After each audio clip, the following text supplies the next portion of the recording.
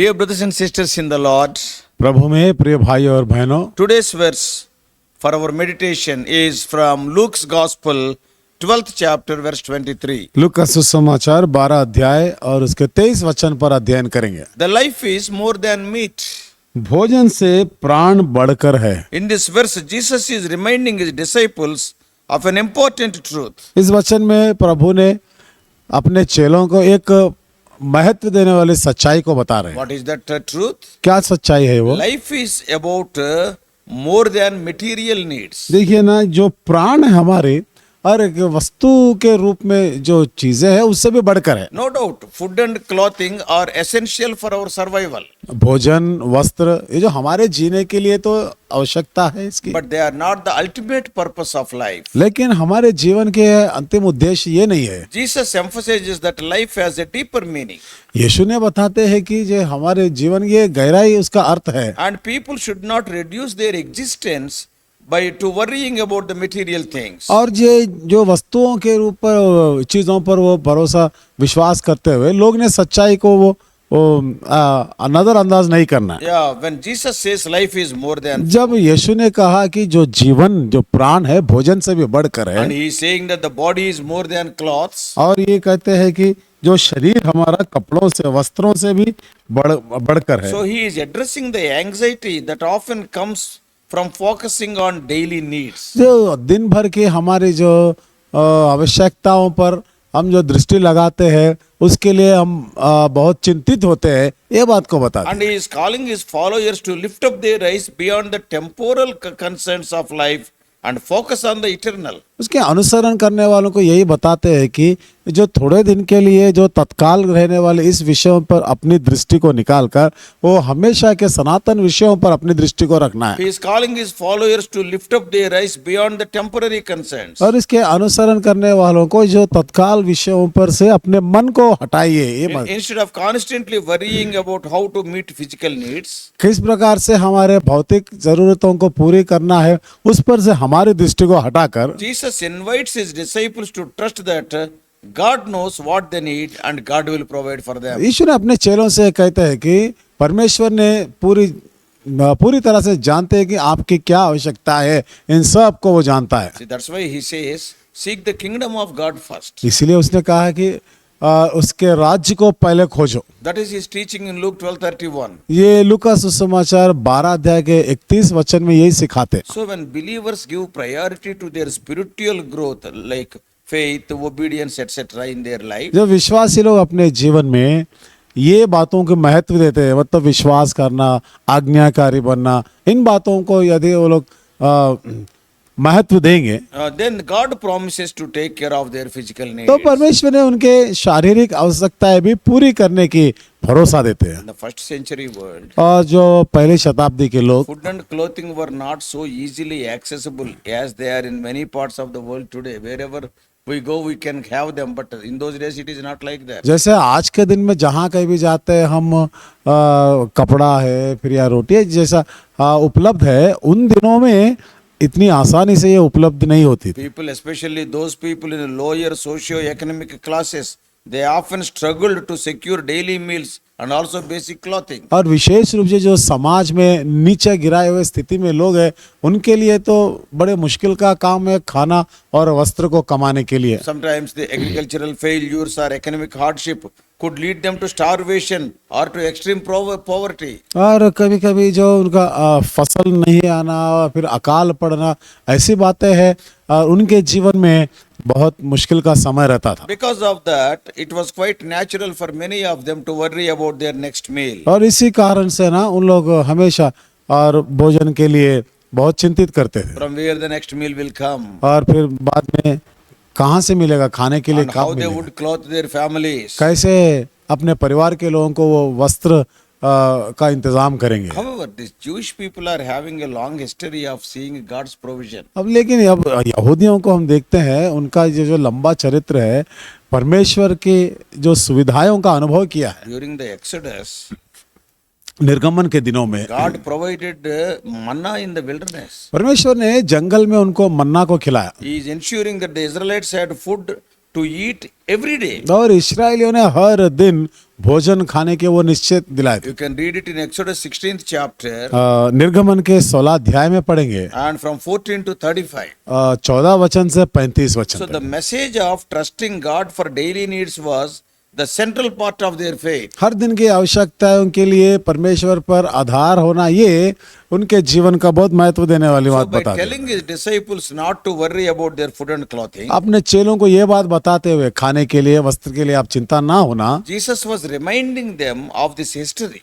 यीशु ने उनको ये चरित्र को याद दिला रहे, He is calling them to live in faith. विश्वास से जीवन जीने के लिए बुलावा देते। Just as their ancestors, they had been, when they departed, depended on God's provision in the wilderness. जिस प्रकार से पुरखों ने अपनी सुविधाओं के लिए जंगल में परमेश्वर पर निर्भर हुए थे। So this verse highlights the biblical truth that life's meaning is found not in material things but in God. ये वचन बाइबल के वचन ये बताते हैं कि हमारे जीवन में महत्व देने वाली बात ये खाने के लिए नहीं, लेकिन वो प्राण के लिए बात, While जीवन food के लिए and बात। clothing are important for our physical survival, but they are temporary. खाने और हम जीने के लिए खाना और वस्त्र पहनना हो सकता है महत्व देने वाली बात है, लेकिन ये जो थोड़े दिन के लिए समय के लिए तत्कालीन है ये। Because the Bible teaches that human beings are more than physical beings. क्योंकि बाइबल ये सिखाती है कि हम जो मानव जाति है, जो हमारे शारीरिक आवश्यकताओं से भी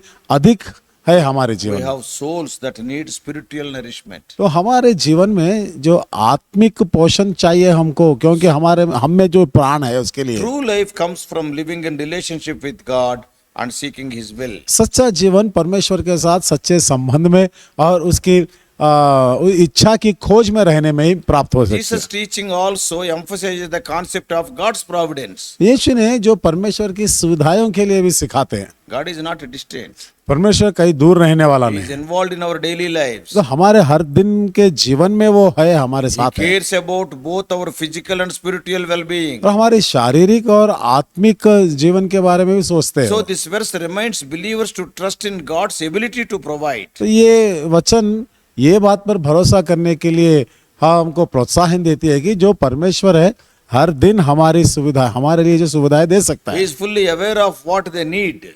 वो लोग क्या जरूरत में है सब कुछ जानता है। That is what we read in Matthew 6:8. ये मत्ती 6 और 8 वचन में पढ़ते हैं। Additionally, the verse speaks of the issue of priorities. और भी ये वचन बताती है कि हम किस बातों को हम पहला स्थान देना है। When people make material things their primary focus, जब लोग ने वस्तु रूपी पर पहला ध्यान देते हैं then they miss the deeper purpose of life. तो जीवन के गहराई उद्देश्य को वो लोग भूल जाते हैं। So Jesus warns against becoming consumed by physical needs.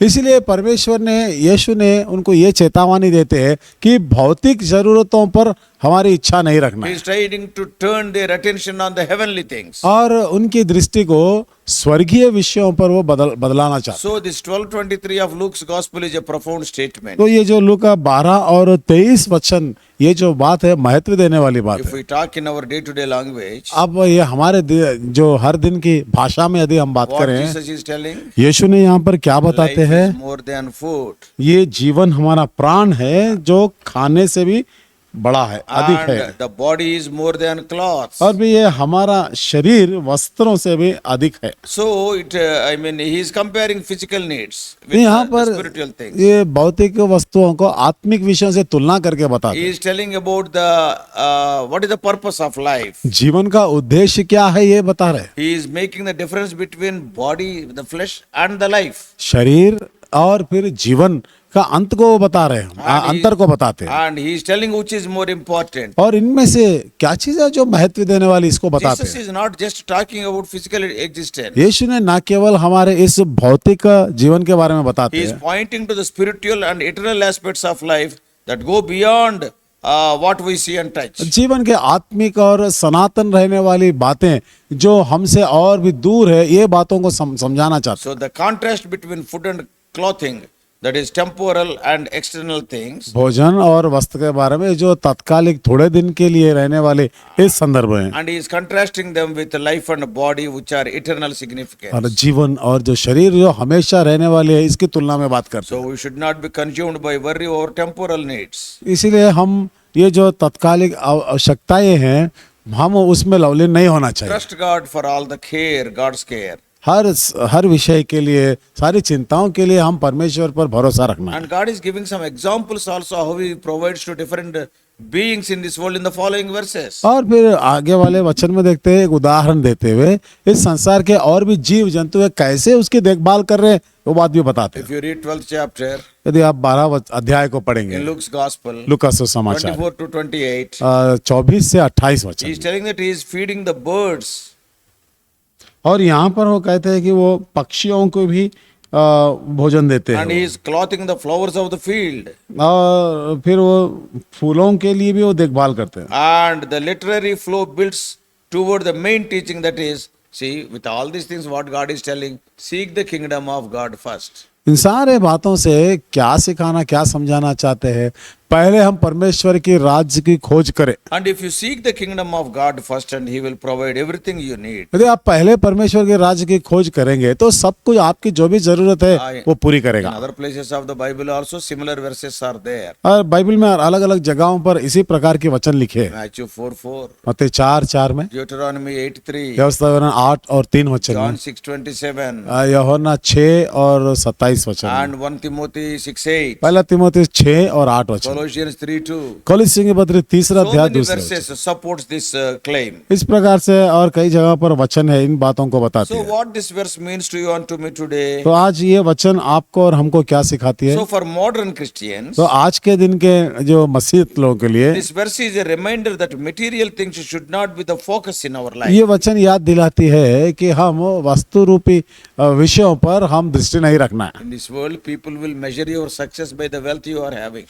इस संसार के लोग ने आपके जीवन को कैसे तुलना करते हैं कि आपके पास कितना पैसा धन दौलत है उससे तुलना करते हैं, And what are your possessions, and also by seeing your outward appearance. और आपके पास क्या चीज है आपको इन सबों को लेकर वो तुलना करते हैं। So that's why it is easy to get caught up in the pursuit of the physical comfort. इसीलिए हम इस शारीरिक सुख में, सुविधाओं में लेने में इसका खतरा है हमको। But Jesus calls His followers to live with a different mindset. लेकिन यीशु ने अपने चेलों से कहते हैं कि आपका मन अलग तरह से रहना है।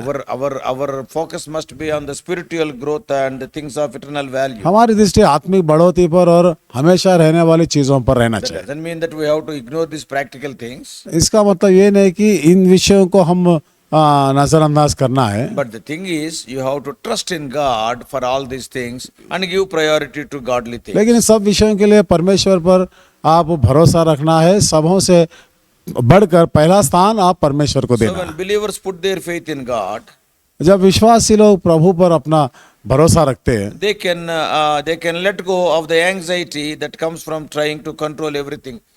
That faith will remove the anxiety. जो सब प्रकार की जो चिंता है, आंदोलन, सबको वो निकाल देती है। And also this verse challenges the Christians to consider what they value most. और ये वचन विश्वासियों को ये भी बताती है किन बातों को आप महत्व देते हैं। Are they investing their time and effort in meeting their physical needs? क्या अपना समय को, प्रयास को ये भौतिक वस्तुओं के जरूरतें पूरी करने के लिए Or है, are they struggling to develop their relationship with God? या फिर परमेश्वर के साथ अपना संबंध रखने में प्रयास करते हैं? That's why Jesus is teaching them. इसलिए यीशु ने उनको सिखाते हैं True life comes not from material abundance, but from knowing and following God. वास्तव जीवन हमारे वास्तु रूपी विषयों से नहीं लेकिन परमेश्वर की जानकारी में होती है। So God's love is central in this verse. तो परमेश्वर का प्रेम है ये वचन में जो केंद्र स्थान में The है। reason Jesus can confidently tell His followers not to worry is because your God is God of love. यीशु ने चेलों से ये बात कहते हुए चिंता नहीं करना, वजह ये है